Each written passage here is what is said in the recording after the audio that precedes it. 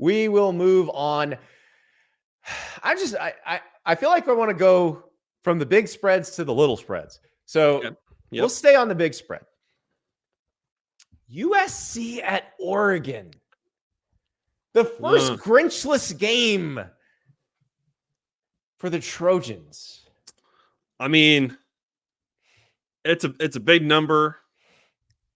I'm going to go with Oregon covering just purely based on the extreme disparity in vibes here, Andy. You could not have more opposite vibes. Since losing to Washington, Oregon has just smashed everyone in its path. USC, well, they've lived dangerously. They've lost. They fired Alex Grinch.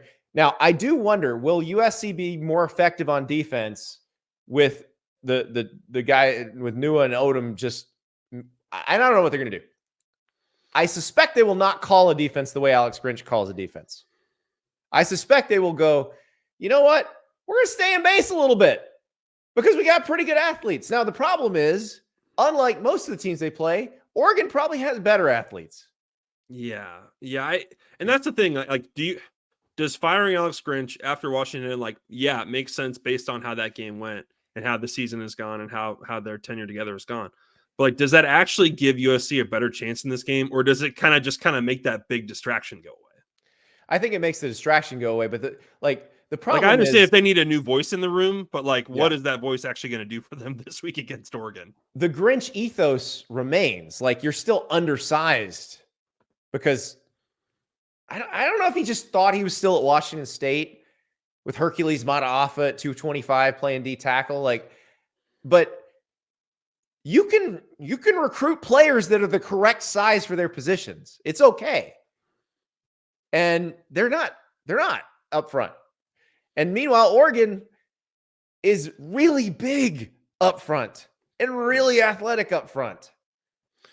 Yeah, and it's interesting too, Andy, when you look at some of these teams, I was thinking about this with Whiteout too. I was talking to some people about this the other day. You look at Whiteout and how many difference makers there were in the portal that have been picked up that are playing on teams that are in the top 10, top 15 right now.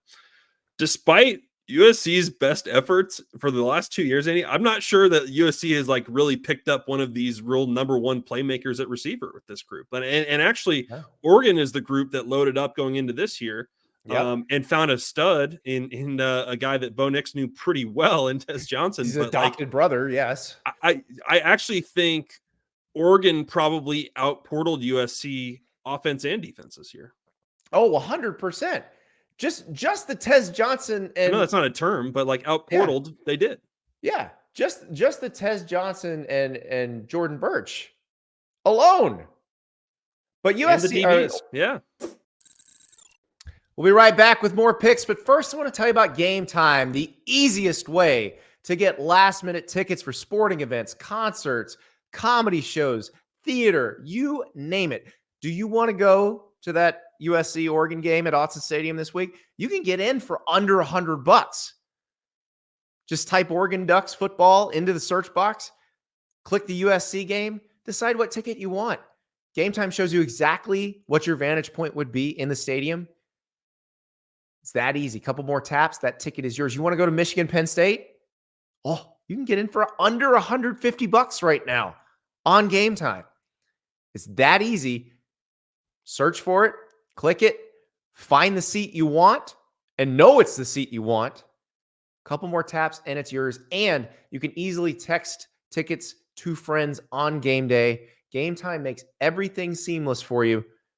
It's the easiest, stress-free way to get last-minute tickets. Go to GameTime, download the app, use the code STAPLES, and get $20 off your first purchase. So that's code STAPLES for $20 off your first purchase. Go to GameTime and get yourself a ticket, get a seat, and start cheering. Oregon's defense significantly improved through the portal. Yes. Their offense improved somewhat, but they also had a very good homegrown offensive line. Well, Ajayi Cornelius joined the offensive line from Rhode Island. So, and probably was the best tackle in this whole portal cycle ultimately. Right. So good email by everybody could have there. Gotten him and didn't. Mm-hmm. Josh USC took quite a few and didn't.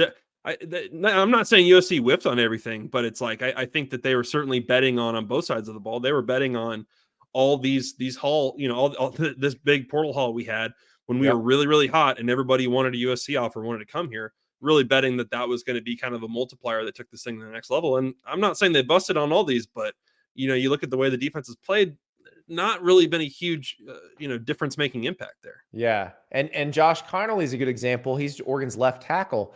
That was the first major recruiting win for Dan Lanning over Lincoln Riley. And it's a big one. Like, if Josh Connolly played for USC right now, it would be very helpful for Caleb Williams. There's no question. And honestly, Andy, I firmly believe Oregon's one of the 4 best teams in the country, and I expect them to play like it against USC. Like, I don't really think there's much of anything USC can do here in the next few days with code DCs to really kind of cover up its deficiencies. I guess maybe you're chasing ghosts a little bit if you're the Oregon staff in terms of, okay, what are they going to do different? But like, this would be, and honestly, Oregon winning by any margin would probably be impressive just because we know USC's got the firepower. Obviously, Washington can vouch for like that team is not a pushover, but like I think this is a big statement one for Oregon. And man, maybe that's dumb to bet against Lincoln Riley and Caleb Williams in this spot, but you couldn't be playing this game at a worse time. I think Oregon's defense can limit USC's offense a little better than Washington's did. Washington does have some good edge rushers, but Oregon feels like they can get a little more consistent pressure, force Caleb Williams to try to do too much. I mean, that's really where the Washington game broke open, is they get that fumble from Williams and then cash in that's what allowed them to kind of get one break ahead, to use a tennis term. And I think Oregon's going to get a couple more of those breaks, either through turnovers or stops. And I think Oregon covers this one. Also, Bucky might go big in this one. If we saw what John Johnson did, I think Johnson ran for 260 yards. Like, unreal. Yeah, the Oregon offense, those guys are licking their lips this week. I think Oregon's going to cover. Thank you so much for watching. Just a reminder, subscribe to this channel right here so you never miss an episode of Andy Staples On 3. And oh, by the way, watch all the other great videos on the On3 Sports YouTube channel.